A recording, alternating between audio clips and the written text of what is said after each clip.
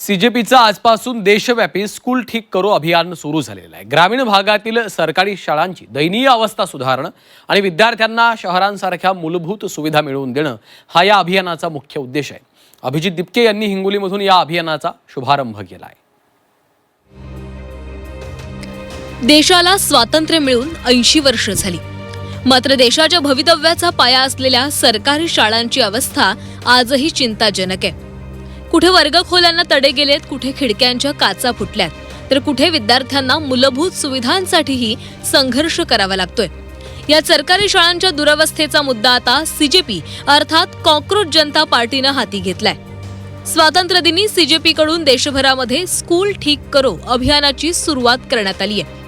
हिंगोलीपासून राजस्थान पर्यंत या अभियानातून सरकारी शाळांच्या अवस्थेवर प्रश्न उपस्थित केले जात आहेत।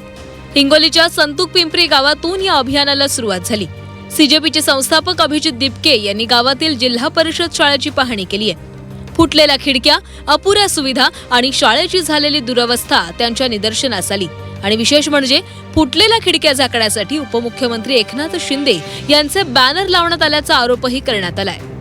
तुम्ही बघता ते आता खिडक्या फुटलेल्या आहेत। मी मुलांना विचारले कधीपासून खिडक्या फुटल्या आहेत, तर 3 वर्षापासून खिडक्या फुटलेल्या आहे म्हणे। आता जर इथे एखाद्या मुलाचा हात लागला, मुलीचा हात लागला, हात कापल्याने जाणार का? एवढं बेसिक गोष्टींचं लक्ष देण्यात येत नाही। 99 मुलं आहेत या शाळेत आणि बेंचेस बघा किती आहेत, मोजके 4-5 बेंचेस आहेत आणि हे बेंचेस काल लावण्यात आलेले। मी आधीच फोटो मागून ठेवले होते, तेव्हा या शाळेत बेंचेस नव्हते। हिंगोली जिल्ह्यामध्ये 300 पेक्षा अधिक शाळा अशा अवस्थेत आहेत। तेच आता हे कधी पण अवस्था राहणार आहे। देशाला स्वातंत्र्य होऊन 80 वर्ष होत आहेत, पण त्याच्यानंतरही सरकारी शाळांची एवढी खराब अवस्था म्हणजे असं तर चालणार नाही ना देशात। देशभरातील सरकारी शाळांच्या प्रश्नाला आता राजस्थानमध्ये देखील आंदोलनाचं स्वरूप आलंय।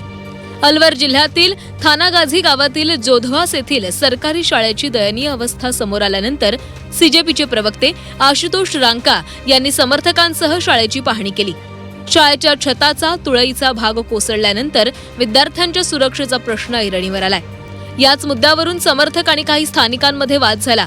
पोलिसांनी घटनास्थळी दाखल होत परिस्थिती नियंत्रणामध्ये आणली आहे। क्या किया? उसकी शर्ट कैसे फाड़ी? उसकी शर्ट कैसे फाड़ी?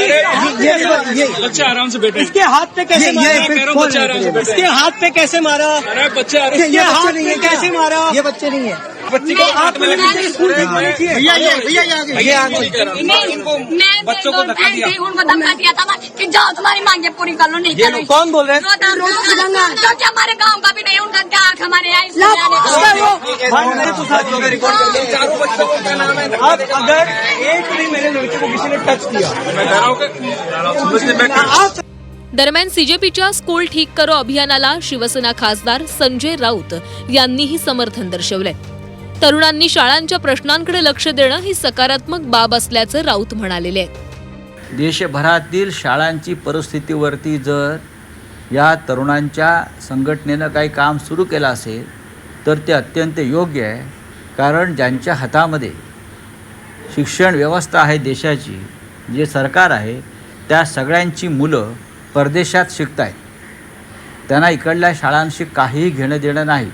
या सगळ्यांची मुलं युरोप, अमेरिकेत शिकत आहेत, सिंगापूरला शिकत आहेत। शाळा म्हणजे केवळ 4 भिंतींची इमारत नाही, तर देशाचं भविष्य घडवण्याचं केंद्र आहे। त्यामुळे सरकारी शाळांची दुरवस्था दूर करून विद्यार्थ्यांना सुरक्षित आणि दर्जेदार शिक्षणाच्या सुविधा मिळणार का, हा प्रश्न आता या अभियानाच्या निमित्तानं पुन्हा एकदा उपस्थित झालाय।